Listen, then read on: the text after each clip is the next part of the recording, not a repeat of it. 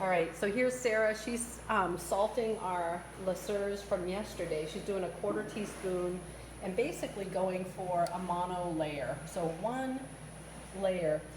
The salt tends to get very humid out here, so at some point we may not be able to sprinkle, but we just got fresh salt. And if that happens, then you just got to use your hands. But once you know what it looks like, and you say, okay, I know what I want, then that will help you guide yourself when you're sprinkling by hand. So we're gonna salt these. We're gonna leave them probably for about 3 hours. We'll flip them, salt the other side, leave them for like another 3-4 hours, and then put them on their trays. Basically, whenever I'm done, I will put them on their trays. I won't really wait around for that. At this point, we've heated the milk at 145 for 30 minutes. The only reason why I did 30 minutes is because I'm gonna make a fresh cheese called a basket cheese. So that needs to be pasteurized. If I was just making a hard cheese, I wouldn't need to keep it there for 30 minutes. I just get it up to 145 and drop it down. So now what I'm gonna do is turn off the space heater. So that's this one right here. And as soon as I do, notice how that slows down. That's because the speed is down. So when it's pasteurizing, it's always at the same speed. I'm gonna turn off my stirring, and I turn it off. Actually, let me back up. I'm gonna keep the stirring. I'm gonna turn up my speed to keep that there. And now I'm gonna start cooling. So my heat is off, my airspace heater, these two are off. All of my lights are off, except for the motor. And I'm gonna keep stirring. Now we need to cool it down to 90 degrees. So I'm gonna hook up my hose right here, turn off the water, get rid of the pressure, and then just push these together to get it off. But if you don't take the pressure off, you won't be able to open it. So now I'm gonna put this on here, open this to full. You want this one open all the way because otherwise this valve doesn't like it. And then I'll open this about 3/4 of the way, and then the water's gonna come out right there, and it's hot. So hot water's gonna come out there. So just to review, shut off your space heater, turn off your heat, and make sure all these lights are off. This one I don't turn off or on because it's if you had a cooling system. We don't have another kind of cooling system, so this one doesn't matter, but they do go together. I make sure the heat is off. I could have shut this one off and left that one on, but as long as you shut off one of them, make sure your lights are off, and this will start to come down. It's gonna take about 20 minutes. Then once it's cooled, like let's say I get to 95, I'll take out 5 gallons of milk and we'll make basket cheese with that. And the rest of it, we're gonna make a hard cheese. We will have to measure the milk, so like that. We're at 97.9, that's close enough. I'm gonna go ahead and shut everything down. So turn off the stirring. I'm gonna go over here and just turn off the water to stop cooling. I need to take this lid off. I'm gonna move this out of the way, just to get it. And then what I like to do is get your expensive equipment out of the way. This is the expensive one, and go ahead, put it where it lives, over here in this little rack. Take your washer and your tri-clamp and just set it there. This one, you could move this whole thing. It's very unlikely this would fall out, but go ahead and take it out. But since it's so long, it can't really fall out. So get them out of the way. It's a good habit. Make sure you don't crush the cords like this one. Make sure that's out of the way. This top has an element in it. I mentioned it in another video. It's very hot, but we turned this off a while ago, so it's cooled down. So I like to lift it up a little, push this one back, and then pull it up. So I'm gonna lift it up because there's elements right here, and I don't wanna hurt the elements. So I'm pulling it out of the way. And then the handle, I need to hook that handle over here. But watch your cord, see how it could get stuck, and then you end up not having enough cord. So move that, put it up on the hook, and then that's out of the way. Make sure both milks are grabbing the handle. And now I'm gonna move this one. I probably will clean this later. It has a little bit of milk on it. So I'm gonna clean that. Actually, I'll put it in the sink because it does have milk on it. And I don't want to get raw milk on anything. I need to measure how much milk I have. I haven't done that. So I have my stirring thing. It's sanitized, it's from yesterday. Good enough. If you clean it, if you get it wet, keep in mind it won't read the milk if it's wet because it'll kind of blend. You need to then wipe it off, get it dry. This doesn't look totally level, so I could level it out.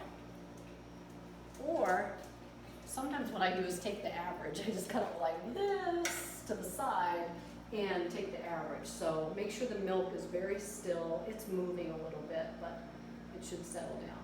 So I'm gonna go here and I have 50,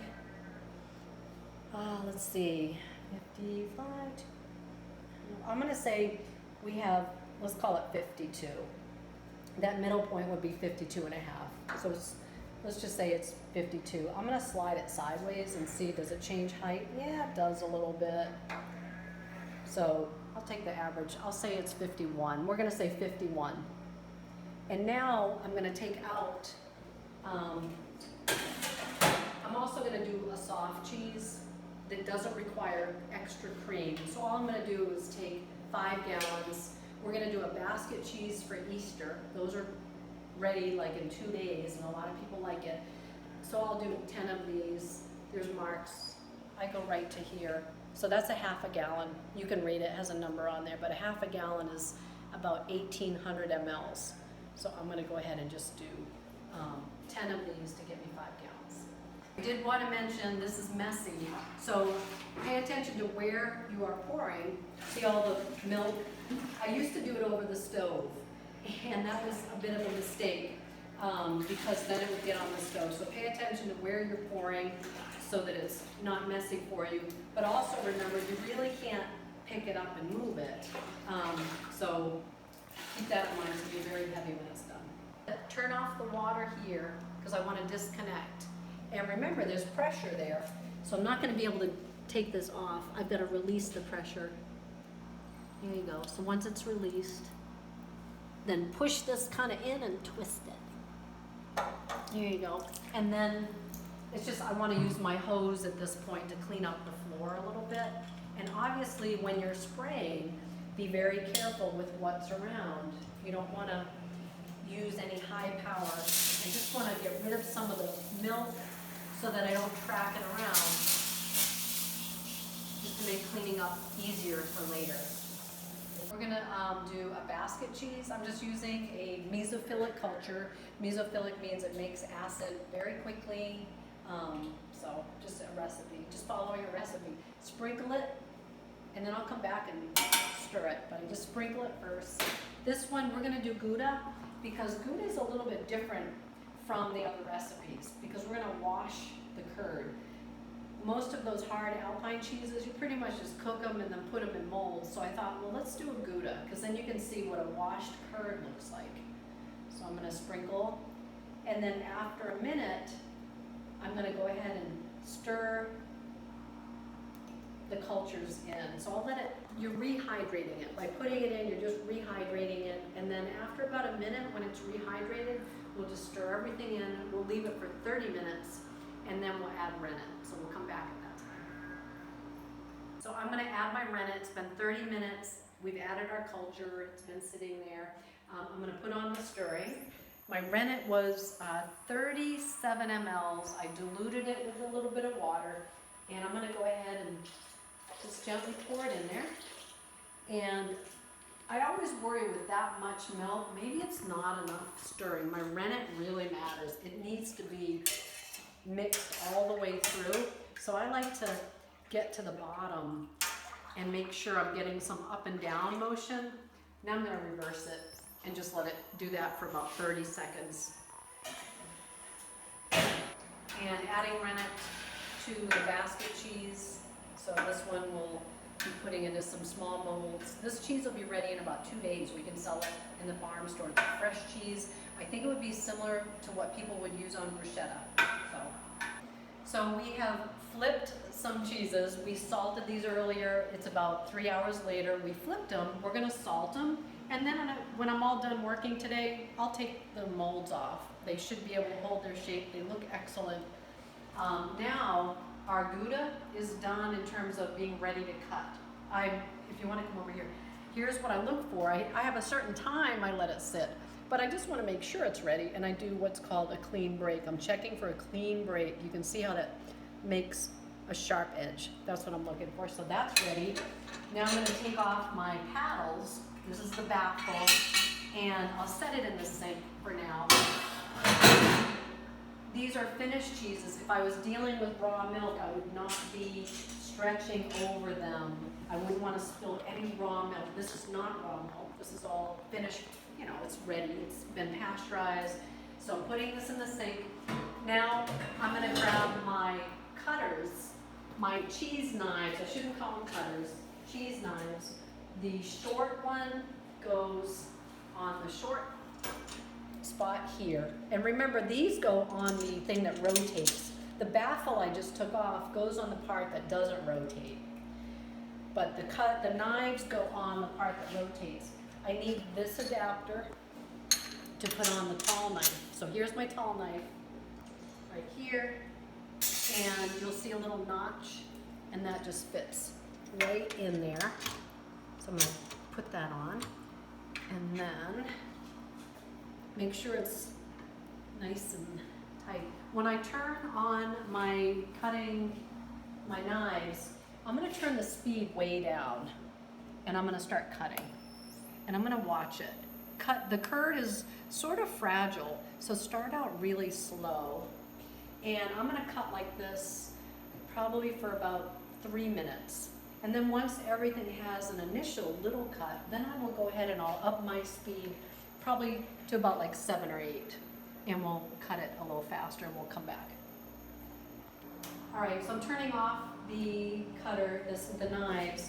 I've got them cut down pretty good. I'm gonna increase the speed, but before I do that, I clean my hands, my arms.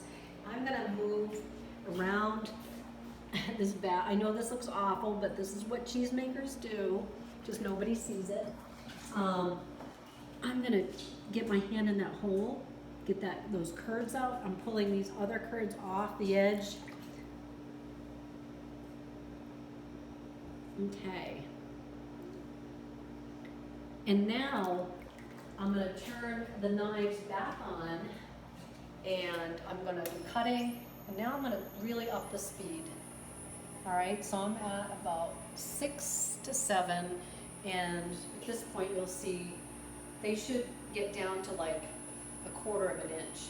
That'll just take a few minutes, and then we'll put the paddles on. All right, I'm gonna turn off the knives, so we're gonna put it to 0. I'm gonna take my paddles, and I'm gonna put these on when I start stirring. If you see the direction, so which way does it go for stirring? Because I'm not gonna be cutting, I'm gonna be stirring. So I'm gonna go ahead and put my paddles on the stirring side. And that is because the other side is very sharp. Let me put that on again. Yep, so I want it on the front. And when I put it on stirring, you can see that's on the front, that's on the front. If I put it on the back, those are sharp, and I don't want to dull the knives. I want the knives to stay sharp. So now I'm going to start stirring. I'll put it on stirring even though I have knives on. And cutting and stirring is really just direction. So since I'm using these paddles and I don't want to dull the knife, I'm going to go on the stirring mode. And I'm going to up it just a little bit. We're going to stir for 5 minutes. We're going to rest it for 5 minutes. Then we're going to take out some whey. This is called washing the curd. This is classic Gouda. We don't wax our Goudas because we don't want that wax, which is petroleum, so it's a natural rye Gouda. So we stirred for 5 minutes, and now I'm going to rest it we rested for 5 minutes. Now I have to take out 10%. So if we start with 46 gallons of milk, I'm going to take out 4.6 gallons of whey. And here's my system. I use this mold, and that gets rid of the curds, so it's pretty convenient. So then I just have to go like this. Your chickens would love this. So that's 1 gallon. 2 scoops is 1 gallon. All right, 1.5. So we'll come back in just a minute. So we have to add 135-degree water back into the vat, and we'll add it slowly while we're stirring. But what I'll do is change this from 120. This is on demand, so it's kind of nice. You can up your temperature. I'll go to 140, so that's perfect. And I'll just use the hose. I let the hose run for a little while and let it really heat up, and then I'll add it back to the vat. I'm adding my water. I can see the line on my vat. It's that lower line. I could just fill it up to that, but I like to do it kind of slowly. But it's a good way that if you lose count of how many you've added, you can kind of look at that second line and know where you should be. So I'm adding back 4.5 gallons. Here's 2 gallons. And then we'll check back in. But I've turned the temperature on the hot water. It's on demand hot water. I went from 140 down to 120.